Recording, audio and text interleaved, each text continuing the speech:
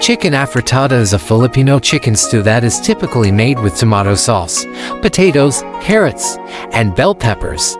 Here is a recipe for preparing chicken afritada. Ingredients needed to prepare chicken afritada: 2 pounds chicken, cut into serving pieces. 1 onion, chopped for cloves, garlic, minced. 1 red bell pepper, sliced.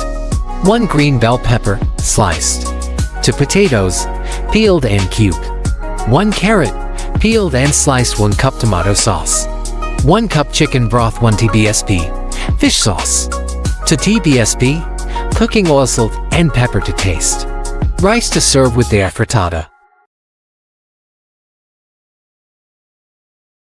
How to prepare chicken afritada. 1. Heat oil in a large pot over medium heat. Add onions and garlic and saute until fragrant. 2. Add chicken and cook until browned on all sides. 3. Add tomato sauce, chicken broth, and fish sauce. Bring to a boil. 4. Reduce heat to low and simmer for 30 minutes. 5.